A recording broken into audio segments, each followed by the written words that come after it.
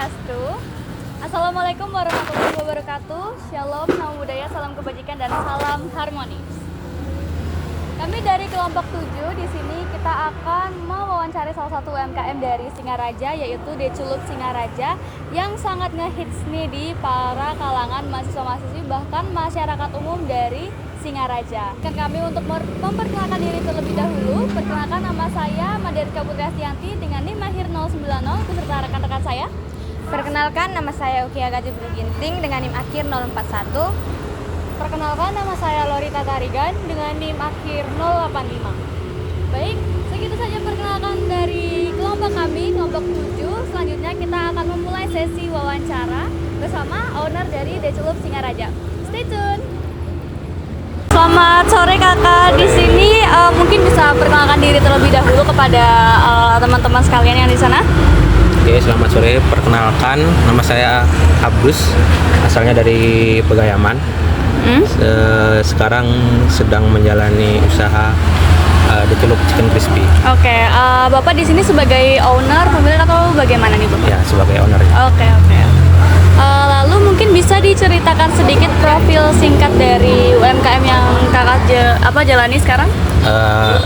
Jadi kami jualan ayam crispy gitu, tapi dia konsepnya agak beda. Kan di rata-rata kan dia sausnya saus sasetan ya. Kalau kita langsung dicelup. Jadi gitu ya. sausnya melimpah lah. Oh gitu, oke. Jadi unik gitu ya dan banyak gitu ya, puas juga para pelanggannya. Oke, baik, mungkin dari usaha yang kakak miliki mungkin ada visi misi atau tujuan kedepannya seperti apa yang mungkin diharapkan dari usaha di Celup ini kakak? Mungkin tujuannya nanti kedepannya bisa lebih besar lagi, bisa punya tempat yang lebih proper gitu ya, yang bisa ada makan di tempat, itu pelayannya lebih bagus juga, seperti itu sih. Oke. Nyaman tempatnya. Oh iya, oke. Kayak mungkin secara kayak gimana ya, warung-warung dan coffee shop gitu yang nyaman gitu. Oke. Lalu mungkin untuk awal mulanya nih, kakak mulai atau menemukan ide berjualan di Celup ini dari mana sih?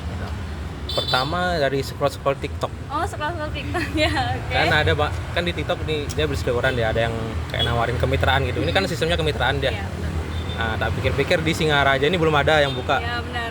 Ya udah, nggak pikir panjang langsung beli kemitraannya. Oh, gitu. Udah ada modal awalnya berarti ya? Awalnya ada modal. Lu kan sempat kerja di Denpasar tuh, dapat THR sama uang BPJS. Nah, kerjaan, itu udah pakai modal gitu. Oh gitu, oke. Kalau boleh tahu modal dari usaha di Celup ini pertama kali itu berapa sih? Untuk beli kemitraannya dulu pas 5 bulan yang lalu ya, sekitar 4 juta. Oh, 4 juta. Udah dapat semuanya atau gimana? Enggak, cuma dapat bahan baku sama tutorialnya aja. Untuk rombong ini beli sendiri. Oh, ini berapa totalnya kalau sama ini? Kalau sama rombong sekitar 10-15an. Wah, banyak juga ya ternyata kalau misalnya untuk membuka salah satu usaha, apalagi kemitraan gitu ya teman-teman. Nah, lalu untuk selanjutnya, bagaimana kakak ini bisa memastikan bahwa ide bisnis yang kakak temukan dari TikTok ini tuh bisa berjalan atau memiliki peluang yang baik daripada usaha-usaha yang lain yang ada di Singaraja nih? Apakah punya kayak dia tuh beda dari usaha-usaha yang lain, kayak dari sausnya atau bagaimana kakak? Ya, mungkin dari konsepnya udah beda ya. Kalau ayam-ayam pada umumnya kan ya biasa aja, ayam crispy dengan saus sasetan biasanya kan. Di sini kan kita sausnya dicelup nih, jadi dapat sausnya lebih banyak, lebih puas juga. Oh gitu ya, jadi di sini mengutamakan kepuasan dari pelanggan gitu ya kakak. Oke. Lalu untuk risetnya nih sebelumnya gimana sih kakak ini melakukan riset sebelum dari membuka usaha ini tersendiri? Kan awalnya dari TikTok tuh, lalu kalau misalnya habis dari TikTok itu nyarinya bagaimana lagi dari situ? Apakah menghubungi pusat dari kemitraan itu tersendiri atau gimana? Ya, pertama kan langsung beli kemitraannya, chat adminnya. Terus setelah itu kan kita nunggu nih sampai, selama nunggu bahan bakunya sampai itu nyari-nyari lah tempat di mana yang cocok, target pasarnya apa, siapa gitu kan. Itu nentuin juga kan, biar kita nggak asal buka di mana gitu kan. Selain itu promosi juga buat akun medsosnya gitu. Oke, gitu ya. Lalu lebih menjangkau banyak orang kan. iya kalau di benar sosmed. banget sih, benar banget. apalagi promosi sekarang udah bisa gampang banget dari yang namanya aplikasi TikTok, lalu media sosial lainnya kayak Instagram juga itu membantu banget teman-temannya. Lalu untuk tantangannya sendiri nih, apakah kakak ini mempunyai tantangan yang besar gitu ya dari mengidentifikasi atau mengembangkan peluang usaha, kayak mungkin ada salah satu kegagalan yang pernah kakak rasakan pada saat membuka atau menjalankan usaha ini? Ada sih beberapa, kan sama sekali belum pernah buka usaha ya. Jadi kan ini pertama kali lah bisa buka usaha. Terus ya nggak tahu juga gimana cara ngolah ayam pertama, gimana biar ayamnya tetap. Itu dulu pernah beberapa hari itu ayamnya itu kayak, karena kita masih belajar kan ngolahnya, jadi kayak bau ayamnya gitu, buat dijual bau gitu sih. Itu sih kendalanya. Oke, kayak memang tantangan itu nggak bisa dihindari teman-temannya, namanya juga tantangan dalam membuka usaha itu pasti ada aja yang ditemuin gitu ya. Lalu pertanyaan terakhir dari saya itu, apa tips yang bisa kakak berikan untuk mengidentifikasi peluang bisnis yang baik, kayak mungkin tips yang dikasih untuk teman-teman supaya bisa membuka usaha yang sukses gitu, apakah dari tempatnya mungkin, atau dari inovasi produknya sendiri, atau dari target pasarnya kayak mahasiswa umum atau masyarakat umum atau pelajar gitu?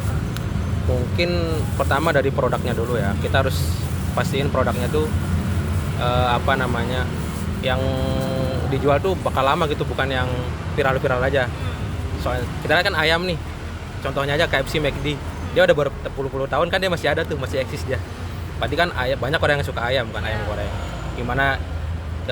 Terus gimana caranya biar yang ayam yang kita jual itu diterima pasar, ya kita cari inovasi. Contohnya kan kita beda dari yang lain, ayamnya dicelup gitu kan, sausnya lebih banyak itu dah. Selain itu target pasarnya juga kita harus jelas. Kalau misalkan saus-saus seperti kayak gini kan orang-orang tua jarang yang suka nih. Kebanyakan anak muda. Ya udah kita tentuin target pasarnya siapa nih. Target pasarnya mungkin bisa pelajar, bisa mahasiswa, bisa orang-orang yang kantoran kerja kantoran itu. Gitu. Oke, jadi selain inovasi dari produknya kayak saus yang melimpah, kepuasan pelanggan ini sudah ditentukan, ini harga dari Decelup ini tuh juga sangat variatif ya, kayak sangat murah sekali, apalagi di dalam kantong para pelajar dan mahasiswa seperti kami, para mahasiswa Undiksa gitu ya. Kalau boleh tahu harga sendiri dari satuannya itu berapa sih kakak? Harganya untuk ayamnya aja 12. Kalau yang pakai saus, kalau yang original 10. Kalau yang pakai nasi 15. Oke, nah itu tuh harga semuanya atau bagaimana? Apakah harga sama rata? Oh beda, sama rata ya.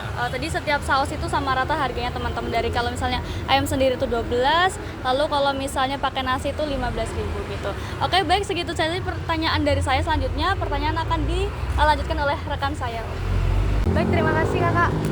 Selanjutnya pertanyaan dari saya sendiri itu tentang inovasi yang diterapkan oleh kakak sendiri dalam usaha ini, seperti itu. Bagaimana inovasi yang kakak terapkan gitu? Inovasinya mungkin dari brandingnya ya, kita punya branding yang jelas, terus produknya juga beda dari yang lain. Terus kita bisa nanti juga inovasikan untuk varian-varian sausnya bisa ditambah. Kalau misalkan udah ada varian yang baru nih yang banyak diminati, bisa kita tambah juga gitu. Baik, terima kasih kakak. Nah selanjutnya itu bagaimana kakak dapat mengembangkan produk Decelup ini menjadi berbeda dari pesaing-pesaing, kan banyak nih sekarang penjualan makanan gitu. Bagaimana caranya agar kakak mengembangkan produk ini lain dari usaha lain gitu? Mungkin dari biar beda dari yang lain, kita bisa dari idenya ya. Idenya kan udah jelas nih beda dari yang lain, dari ayam yang lain. Udah itu jadi modal utama gitu. Ya, jadi perbedaannya itu adalah salah satu modal utamanya ya teman-teman. Kemudian ada proses pengembangan inovasi kak. Nah jadi bagaimana kakak mengembangkan inovasi dari ide itu menjadi implementasi yang pada saat ini ada di Buleleng seperti itu? Gimana ya, kalau kita punya ide terus tapi nggak action ya percuma kan ya. Sekali punya ide harus segera langsung dilaksanakan gitu. Langsung diimplementasikan kak ya. Kalau nunggu lama-lama nanti bisa jadi ada orang lain yang duluan gitu. Ya baik, terima kasih kakak. Nah selanjutnya itu siapa saja sih yang terlibat dalam proses produksi atau penjualan ayam Decelup ini di Buleleng sendiri gitu kak? paling ada itu ya, ada berapa orang, sekitar 6 orang yang bantu untuk dari ngolah ayam sampai bantu jualannya. Sekitar 6 orang. Ya, 6 orang. Oh, iya. Lumayan banyak ya guys. Ya teman-teman. Nah selanjutnya Kak, yang selanjutnya itu apa sih kelemahan yang dimiliki usaha saat ini khususnya di daerah Buleleng ini gitu? Mungkin kelemahannya ya, kan ini dia apa namanya, kayak kemitraan ya, sedangkan dari pusatnya dia nggak diatur nih jarak-jarak antar kemitranya, jadi banyak yang deket-deketan gitu. Oh iya. Jadi ya kita bersaing tapi satu merek gitu, jadi kan kayak gimana ya, aneh ya.